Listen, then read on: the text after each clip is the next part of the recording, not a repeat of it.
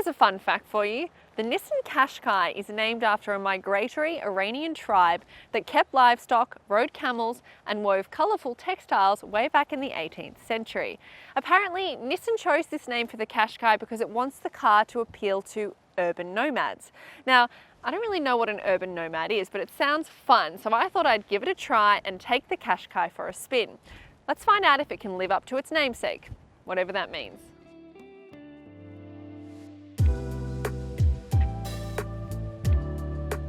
All four variants in the Qashqai range get the exact same powertrain, a 1.3 litre, 4-cylinder turbocharged petrol engine that drives the front wheels via a continuously variable automatic transmission. The Qashqai ST Plus I'm testing here is one step up from the base grade and is priced from $37,890 before on-road costs. Over and above the base grade, it adds a bigger touchscreen with satellite navigation and a surround view camera, 18-inch alloy wheels, rain-sensing wipers, and LED front fog lights. Let's talk about some of the Qashqai's rivals. On the more affordable end of the scale, you've got cars like the MG ZST and the Mitsubishi ASX. You can get into top-spec versions of both of those cars for less than it costs to drive this lower-spec Qashqai. Possibly a more fair comparison is to cars like the Toyota Corolla Cross or the Mazda CX-30, and both of those for a front-wheel drive, mid to low spec car will cost you around $36,000, so similar to the Qashqai ST Plus I'm reviewing here. In the context of its rivals, the Qashqai is a little bit more expensive and it has got some higher ownership costs, which I'll touch on later, but to be fair, it is also one of the newer cars in its class. So I reckon we hop inside and find out if it earns that higher price tag in the cabin. So I'm in the front seat of the Qashqai ST Plus, and I've got to be honest here and admit that prior to driving this car, I drove the next grade up, the STL, and that somewhat ruined me because that felt like a really premium cabin. There's about sort of $5,000 separating the two grades, and it just felt like a big leap up. But that's not to say this cabin isn't great for what it is. So with what they've got, they've done a really nice job. So for example, these seats are fabric. In the next grade up, they're leather appointed with a little bit of fabric as well. So even though they are fabric, the fabric is really attractive. The stitching's nice. It's kind of a nice color and texture combo. So it looks quite upmarket. And over the dash, you've got this sort of leather feel finish, and you've also got this plastic that's black and glossy, but it's got a nice grain through it, so you don't pick up on fingerprints and marks as easily as you would with a gloss plastic. Gloss plastic down here over the climate controls and things like that. So generally speaking, it's actually a fairly nice place to be. My only complaint really is this steering wheel. So it's finished in this kind of really rough plastic that just feels awful to the touch and really, I feel, brings down the overall driver experience. I wish they'd gone for something a little bit more premium feeling, but that's really my only gripe. The good thing about the ST Plus is that it gets the 12.3-inch touchscreen. If you go for the base grade, it's only 8 inches, and I really just love how this looks, but I also feel like for functionality and use while on the move, having a bigger screen is fantastic. It comes equipped with wireless CarPlay, so the functionality on that has been a little bit hit or miss. So when it's connected, it's fine, but I have noticed that getting back into the car, it does drop out and it takes a few prompts to reconnect. And also, hilariously, it very briefly drops out every time I go under a toll gate. So that's kind of strange. It interrupts my podcast or music or what have you. Unfortunately, Android Auto users will have to use a cable connection, and that's accessible via this nice sort of deep but small center console bin. That's a USB-C port and a USB port in here. So you can connect your phone via that. You've also got AM, FM, DAB digital radio on this and inbuilt satellite navigation as well. So that's nice and handy. Storage in this car is great for its size. So I've got 2 cup holders here. I've got nice big bottle holders in the doors, sunglass holder up here, as I mentioned, this center console storage bin, little rubber lined tray down here where normally you'd have a wireless phone charger. Unfortunately, there's no wireless phone charger, but that's fine. It's a good spot for me to put my phone and keys and things like that.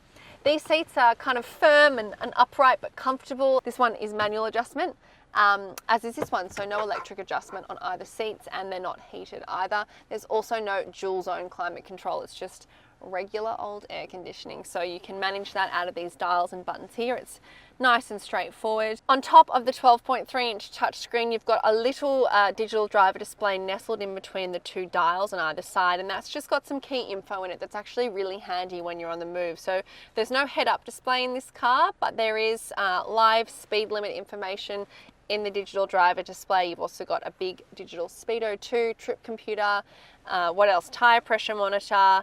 All your key info is projected right in your line of sight right there. So it's basic, but it really does the job, and it means that you're never kind of wanting for any info while you're driving, which is handy. Plus, steering wheel controls for the cruise control, all the audio, all the phone calls mean you never have to take your eyes off the road. They've done a good job of making this feel a little bit more elevated and upmarket for something that's a lower grade car, and it's comfortable. I feel like I've got room to move, and I've got plenty of spots to put my knickknacks. My only complaint is this wheel, and I wish they'd put something on it. Anything would be better. Velvet, I'll take it. Glad wrap even, I think, would be an improvement, just not this rough plastic. Sorry, Nissan. This is one of my favorite things about the Qashqai, is that it is a basic but sizable back seat. So the driver's seat at the moment is just a little bit forward for filming. So to be honest, it's probably, I don't usually have this much room, but even with the driver's seat in my regular position, I have heaps of leg room, knee room, toe room. Headroom's really good actually. I think if I was a little bit taller, I'm only about 178 centimeters tall. So if I was taller, I'd be grazing the roof, but it's pretty comfortable. I wouldn't want to have more than 2 adults back here, so that is something, but that's kind of to be expected for a small SUV. You've got nice kind of sizable windows here, big bottle holders in the doors, a couple of air vents on the back of the center console, plus a USB port and a USB-C port as well, so that's handy. My one gripe as well was that the ISOFIX points are in this car buried under these little plastic covers, which is fine, but they're really quite hard to click into. So that was kind of frustrating. It's just sort of hard to get precision when they're buried in there. In the X-Trail, they're actually really prominent. So if you're kind of regularly taking car seats in and out, which I do a lot for my job, so maybe not a problem for the general population, but it is kind of finicky and annoying. It just makes your life a little bit harder, but ISOFIX points on each of the outboard seats and 3 top tethers over the back as well. You've got a pull-down armrest in the middle here with 2 small cup holders. You can see it's kind of coming into contact with my car seat. This is a Britax Brava car seat, and it fits quite nicely, but it does intrude on that center seat. So you could probably squeeze someone in here for a short trip, but you wouldn't really want to make it a long thing. So the floor here, it's not super low. There is a little bit of a bump next to the center console that can impede on your footroom a little bit. So it's probably a better spot for each of the outboard seat occupants rather than the center seat occupant. But you know, middle seat people always get the bad end of the deal. So what's new really? The Nissan Qashqai received a 5-star safety rating from ANCAP when it was tested in 2021. As standard, the Qashqai ST Plus has plenty of active safety tech, including blind spot monitoring, front and rear autonomous emergency braking, a rear cross traffic alert, high beam assist, traffic sign recognition, lane keeping assist, and active cruise control. However, it misses out on the front sensors and semi-autonomous ProPilot technology available on the higher grades. The boot of the Nissan Qashqai has 429 litres of cargo space, and that's really good for a small SUV. As a point of comparison, the Toyota Corolla Cross only has 414 litres, while the Mazda CX-30 has 317 litres. Plus, you can fold that back seat down in a 60-40 split to increase the cargo capacity to 1,524 litres. So lots of space to play with, especially for a smaller footprint. Now back here, it's not particularly fancy. You haven't got a power tailgate or anything like that on this grade. You do have this hard plastic cargo cover, which, to be honest, if you have to remove it, good luck finding somewhere to put it, because it is fairly giant and not easily kind of squeezed into any spaces. But oh well, at least it's there. And then you've not got much else really back here. You've got a little elastic strap on the side here for just tying down any bits and bobs or loose items you might have floating around. You'll notice too that the boot floor is actually quite a bit lower than the tailgate here, so that does create something of a lip to contend with when you're loading and unloading items. But the flip side is it's a taller space, so if you've got to put a pot plant back there, I don't know, a musical instrument, what else are some tall things? You can probably fit it standing up. up, so that's handy too. Plus, there is some sort of underfloor storage here, not much, but mostly this underfloor section is dedicated to a temporary use spare wheel. So that's a great thing to have as well on a small SUV. So not particularly fancy, but big and very functional.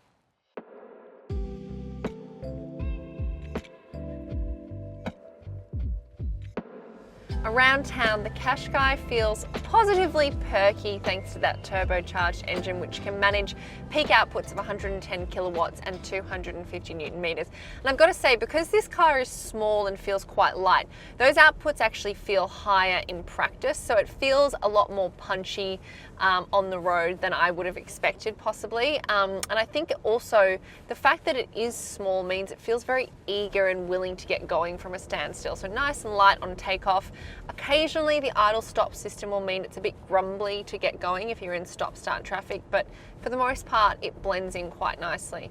The other thing I'll say is that continuously variable transmissions seem to just keep getting better and better. So normally I find them very dull, drony, they sap the fun factor out of driving. This one I can barely tell is a CVT, to be honest. If I got in cold and didn't know that that's what this had, I'd probably think it was something different entirely. So they've done a nice job of maintaining that perkiness. Occasionally under heavy acceleration, so for example, merging onto a freeway or overtaking a truck or something like that, it can sound like it's laboring, but it does get you there. So it's not a particular powerhouse of any kind, because obviously, you know, this is a small SUV, it's not a performance car, but I will say it has a little bit more get up and go than some other cars in its class, and it certainly doesn't feel underpowered, which is really nice. The other thing that's great about this car, and to be honest, small SUVs in general, is that because it's got that nice small compact footprint but a nice elevated riding position, it's really easy to park and manage around town. Of course, you've got that great overhead camera as well, which, to be honest, just is the icing on top of an already great cake in terms of maneuvering in small city streets. So really easy to manage if you're an inner city dweller or urban nomad like me, and just you're never going to find really a park that you can't fit into, which is great. We just went over a speed bump, and I've got to say, in terms of ride comfort, I'd probably describe this car as springy. So it's not particularly cushioned, it's not particularly hard either. I just have found that in my week of driving, I've been approaching things like those sort of more hard edge speed humps with a bit more caution than I would in a larger SUV. It's never particularly uncomfortable, but I do notice that if I'm going over something like that at a slightly higher speed, it really throws the cabin off kilter, and I really feel that imbalance up into the driver's seat as well. So it does feel a little less protected from the road than other SUVs I've driven. It's definitely not a full-blown cushy, wafty, marshmallowy ride like you would get in a large SUV. So just something to keep in mind. It sort of suits the car. Certainly means you can feel the road and it's nice and engaging to drive, but on a couple of occasions I've sort of gone, oh, okay, I really felt that in my spine. And you can kind of hear and feel the clunkiness too over some road imperfections. So not a perfect ride, not a terrible ride, not the best I've ever driven, but certainly manageable if you're just kind of doing day-to-day driving on city roads. I think you won't be too bothered by it. Steering feels nice and light, and the response is quite direct, so I feel like it's a fairly sharp car to handle, and that's particularly handy when you're kind of trying to get into tight parking spaces and things like that. Occasionally when I have gone over bumps, I've noticed a little bit of feedback up through the wheel, and it's kind of, as I mentioned before, thrown me a little bit off kilter, but for the most part I think the steering is really nicely matched to the car and its size and its footprint, and it feels really straightforward and makes sense, and it's intuitive to use. The gear shifter down here feels really nice to the touch, but it is quite low profile, so it's not your traditional gear shifter. It's a kind of a little knob that you slide forward and back for reverse, neutral and drive, but you've also got a button for park. It makes sense, I got used to it fairly quickly, but occasionally when moving and maneuvering quickly and in rapid succession, so doing a 3-point turn, I found I struggled to get a grip on the kind of low profile gear shifter because it is, it's flying under the radar down there, so maybe that's just something to get used to. Visibility is perfectly fine. To be honest, you don't even need it to be, because as I've mentioned now 3,000 times, that overhead camera is great, but even without it, I think you've got nice, fairly well-sized side mirrors, good rear mirror as well, and they've made the most of what they've got at the rear there too, with the windshield, which is, you know, nice and wide. So you've got a good field of vision all round. I wouldn't say I feel particularly high up over the road, but it's a nice kind of mid height position here, so I do feel like I've got a good view of everything around me, but I don't feel, you know, like I'm driving a truck, which I'm definitely not. I've mentioned that this car actually gets a really long list of active safety technology. You really only miss out on the ProPilot, Nissan's ProPilot semi-autonomous driving capabilities, which basically combines lane trace with active cruise control, but really you don't want for anything on this grey, which is handy. I will say, in practice, some of the active safety tech is a little bit overzealous, or at least in my experience it is. So for example, the lane keep and blind spot monitoring, both of them are active systems. I've been looking to change lanes and it's picked up on a car that was close, but not so close I couldn't change lanes, and I was sort of traveling at like 60 kilometers an hour, and it vibrates the entire car and slams the brakes on, so it's quite a dramatic response, and it didn't really feel like the situation necessitated such a dramatic response. Similarly, when I had the car in active cruise with the distance control, I did also try to change lanes. I indicated so it knew what was coming, but it also slammed the brakes on quite dramatically on the freeway, which is a little bit terrifying. And again, it didn't feel like it had a good sense of the fact that I did have a little bit of distance to play with in order to merge, and you kind of come across those situations quite regularly, I think, in freeway driving. So not ideal that it intervenes so dramatically, but good to know that it's paying attention.